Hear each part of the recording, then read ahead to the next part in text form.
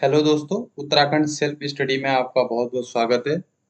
तो दोस्तों, जैसा कि आयोग ने पहले कहा था, तो आयोग ने विज्ञापन प्रकाशित कर दिया है और आइए इसकी डिटेल देख लेते हैं। तो ऑनलाइन आवेदन आरंभ करने की तिथि है दोस्तों 28 दिसंबर से आपके ऑनलाइन आवेदन आज से शुरू हो रहे हैं मतलब।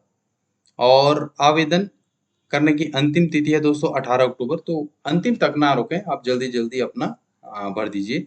ऑनलाइन दिन अगर आपके ऑनलाइन आवेदन पत्र में कोई गलती हो जाती है तो उसके लिए आयोग आपको मौका देगा 21 से 24 अक्टूबर। इस डेट को भी याद रखिएगा। जब आप फॉर्म भरते हैं कई बार गलतियां हो जाती हैं, तो आप 21 से 24 तारीख तक उसको भी ठीक कर सकते हैं। और टेंटेटिव डेट देखिए बहुत जल्दी दे रहा आयोग कि भैया 25 तक एग्जाम हो जाएंगे। आइए आगे देख लेते हैं। उत्तराखंड अधीनस्थ सेवा चयन आयोग के द्वारा विभिन्न विभागों के समूह क के प्रारूपकार के रिक्त पदों पर प्रारूपकार का एक पोस्ट है दोस्तों 140 पद, टेक्नीशियन ग्रेड विद्युत के भी 21 पद और यांत्रिकी के 9 पद। इसके अलावा नलकूप मिस्त्री के 16 और प्लम्बर का एक पद है, मेंटेनेंस सहायक का एक है, इलेक्ट्रीशियन का एक, इंस्ट्रूमेंट रिपेयर के 3, ट्रेसर के 3 और बैंत कला प्रशिक्षक का एक पद। तो बहुत ही टेक्निकल टाइप पोस्टें आई हैं, वेरी स्पेसिफिक इसमें रिक्वायरमेंट है, प्लस पोस्ट भी ऐसी हैं जो नॉर्मली लोग नहीं भर सकते। तो अगर आपके पास ऐसी क्वालिफिकेशन है जो इनकी रिक्वायरमेंट को मीट कर रही है, तो दोस्तों आपके लिए बहुत ही बेहतरीन मौका है ये अपने सपनों को सच करने जैसा है। अगर आपके पास ऐसी कोई क्वालिफिकेशन है तो आप इस मौके को गंवाइए मत। जरूर भरिए इन फॉर्म को, मेहनत कीजिए और सफलता लीजिए। इसमें सबसे बड़ी पोस्ट आई है यहाँ पे प्रारूपकार की, और इसमें आप देख सकते हैं 140 पद हैं दोस्तों। और 140 में ये पद का बाइफरकेशन दिया गया है, कैसे कैसे किस श्रेणी में किस पद है। अगर आप उत्तराखंड को पहली बार भर रहे हैं या गवर्नमेंट जॉब में पहली बार भर रहे हैं, तो आप ये देखिए कि कई लोग ये आइडिया नहीं लगा पाते कि ये पद जो चल रहे हैं, ये जैसे क्षैतिज आरक्षण में इतना पद है और वर्टिकल में जो है ये ऐसी पोस्ट बटी हुई हैं। तो आपको ये चीज समझनी भी जरूरी है दोस्तों, क्योंकि अल्टीमेटली आपके जो कंपटीशन है वो 140 के लिए नहीं है। आपका कंपटीशन है आप किस आरक्षण श्रेणी में यहाँ पे हैं, और इसके अलावा आप इसमें से किस कैटेगरी में आते हैं। अब इसी उदाहरण से समझ लेते हैं। देखो 140 पोस्टें हैं ना, ये कैसे डिस्ट्रीब्यूट हो रही हैं एक बार आप देख लीजिए, एक बार डिस्कस कर लेते हैं। आप एक मजेदार चीज नोट कीजिए। देखिए कुल पद हैं 140 है ना, ये हमको दिख रहा है कुल पद 140। नॉर्मली आप सोचेंगे कि यार 140 के लिए लड़ाई है, 140 में तो नंबर आ ही जाएगा। जबकि मान लीजिए आप किसी, फिलहाल हम एग्जाम्पल लेते हैं, कोई जैसे कोई पुरुष है और वो जनरल कैटेगरी से बिलोंग करता है। जनरल कैटेगरी मतलब अनारक्षित, अनारक्षित से वो अनरिजर्व से वो बिलोंग करता है, ठीक।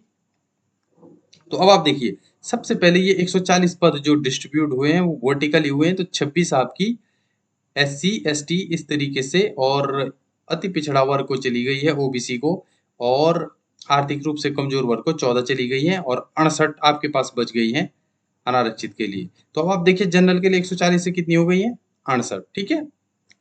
इसमें भी मजेदार चीज क्या है, अगर आप अब आपको वर्टिकल देखना है तो 68 में से देखिए 25 ले गई हैं उत्तराखंड की महिलाओं के लिए, और 2 इस कैटेगरी में चली गई हैं, 6 चली गई हैं भूतपूर्व सैनिकों के लिए, 6 हैं अनाथ के लिए, उत्तराखंड के कुशल खिलाड़ी 5 उनके लिए, और उत्तराखंड राज्य के चिन्हित आंदोलनकारी उनके लिए 10। अगर आप इनका टोटल सम देखोगे ना, तो कुल आप देखिए कुल आरक्षित कितनी हो चुकी हैं। जो कुल रिजर्व पोस्ट हैं दोस्तों वो हो गई हैं आपकी 54, यानी कि इस 68 में से 54 अलग अलग कैटेगरी में रिजर्व हो चुकी हैं। तो आपके लिए पोस्ट बची 14, मात्र 14। अगर आप पुरुष हैं और जनरल से हैं तो आपके लिए सिर्फ 14 पोस्टें बची हुई हैं, और ये 14 पोस्टों पे सारे लोग कंपटीशन करेंगे। इनको ओपन सीट भी बोलते हैं। तो 14 का खेल है दोस्तों। अब आप देखिए, वैसे ये बड़ा मतलब काफी दुर्भाग्य है कि देखिए 140 में से अगर सारा रिजर्वेशन आप निकाल दो तो 90% सीटें निकल रही हैं, और आपके पास बचती हैं 14, जो मोटा मोटा होती है सिर्फ 10%। तो देखिए बड़ा दुर्भाग्य है कि फेयर कंपटीशन अगर आप देखोगे ना, वास्तविक प्रतिस्पर्धा के लिए जिसको आप बोलोगे प्रतिस्पर्धा के आधार पर आपको सीटें मिलेंगी, तो वास्तविक प्रतिस्पर्धा के लिए मात्र 10% सीटें हैं और 90% सीटों को आज आरक्षण खा चुका है इस पोस्ट में। तो अब इसमें देखिए बेनिफिट किसका हो रहा है वो मुद्दा नहीं है, मैं तो खाली आपको ये समझाने की कोशिश कर रहा हूँ कि ये सीटें कैसे कटती हैं, और आप जब भी कोई फॉर्म भरो तो आप इस चीज को कैलकुलेट करते हुए चलो कि आपके लिए कितनी पोस्टें हैं। फॉर एग्जाम्पल, अब कोई पोस्टें किसी और कैटेगरी के लिए भी बहुत ज्यादा नहीं होंगी, क्योंकि देखिए 14 के लिए तो ओपन कंपटीशन है, वो सबके लिए है।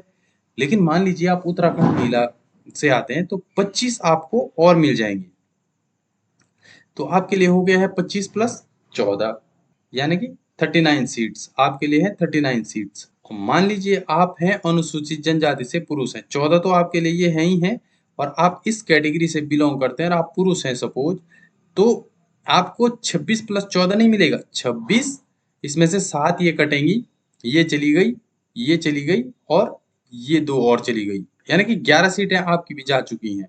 तो आपके पास बची कितनी, 26 माइनस 11, तो आपके पास बचा 14 प्लस 15 आपकी कैटेगरी की बच गई। तो आपका जो कंपटीशन है वो मात्र 29 सीटों के लिए है। तो जब भी आप फॉर्म भरें ये सारी कैलकुलेशन लगाएं, लेकिन इस बार तो हद हो गई, 90% सीटें जो हैं आरक्षित हो गई हैं। खैर दोस्तों, विज्ञापन पे लौटते हैं। मैं जस्ट आपको ये समझाना चाहता था कि ये जो बनाया गया है बॉक्स, इसका मतलब क्या होता है। तो इसके बाद आगे बढ़ते हैं। वेतनमान आप देख ही पा रहे हैं 35,000 रुपये है, और इसमें एक इम्पोर्टेंट चीज है, अनिवार्य अहर्ता देख लीजिए, अहर्ता में क्या मांग रहा है वो वो चाहता है कि देखिए आपके पास उत्तराखंड द्वारा सिविल इंजीनियरिंग में आपके पास क्या होना चाहिए, डिप्लोमा होना चाहिए। अगर आपने डिप्लोमा किया है सिविल इंजीनियरिंग में से, और देखिए निम्न में से एक कोई एक होनी चाहिए, सारे नहीं। तो अगर आपके पास सिविल इंजीनियरिंग में डिप्लोमा है तो आपके बारे न्यारे हैं दोस्तों, आपके लिए ही ये पोस्ट हैं। और ये भी वही चीज है, सिविल इंजीनियरिंग में डिप्लोमा है, या फिर राज्य इसके अलावा नक्शा नवीसी में मानचित्र कुछ है, इसमें प्रमाण पत्र, इसके अलावा भी कुछ चीजें मांगी गई हैं, प्रमाण पत्र से भी चल जा रहा है दोस्तों। 3 वर्षीय प्रमाण पत्र, 3 वर्षीय तो प्रमाण पत्र क्या होता है, फिर 3 वर्षीय तो डिप्लोमा ही हुआ। फिर अलीगढ़ मुस्लिम विश्वविद्यालय 2.5 वर्षीय प्रमाण पत्र। तो अल्टीमेटली सिविल इंजीनियरिंग वाले ही ज्यादा इसमें मिलेंगे। अगर आपके पास कोई ऐसा प्रमाण पत्र है तो फिर ये आपके लिए भी बहुत अच्छा मौका है। ये भी एक साथ में कुछ दे रहा है कि इस टाइप का भी कोई आपके पास प्रमाण पत्र हो, इस टाइप का प्रमाण पत्र हो तो आप भी पढ़ सकते हैं। दूसरी पोस्ट है दोस्तों टेक्नीशियन विद्युत में, कुल पद है 21 जनरल के। आप देखिए टोटल 21 में से अपनी अपनी कैटेगरी देख लीजिए, मैं जनरल का बता देता हूँ। 8 पद तो जनरल के हैं और 2 महिलाओं के कट गए, तो कुल मिला के 6 पोस्ट आई हैं ओपन, जिन पे ओपन कंपटीशन होगा। इसमें अनिवार्य अहर्ता मांग रहा है, देखिए हाई स्कूल आपका विज्ञान या गणित के साथ होना चाहिए, और उसके अलावा इलेक्ट्रीशियन या इलेक्ट्रॉनिक्स ट्रेड में अखिल भारतीय राज्य व्यावसायिक प्रमाण पत्र एवं 2 वर्ष का कार्य अनुभव। सिमिलर टेक्नीशियन की पोस्ट है दोस्तों, डिटेल आप देख लीजिए। हीटर ट्रेड में आपके पास 2 वर्ष का अनुभव होना चाहिए और व्यावसायिक प्रमाण पत्र एक होना चाहिए। नलकूप मिस्त्री 16 पद हैं दोस्तों कुल, इसमें से भी अगेन देख लीजिए ओपन पद हैं 14 में से 5 ये चले गए, तो आपके पास 9 ओपन पद हैं, प्लस आप अपनी कैटेगरी के 2-4 पद ऐड कर सकते हैं। 9 पोस्टें टोटल आई हैं।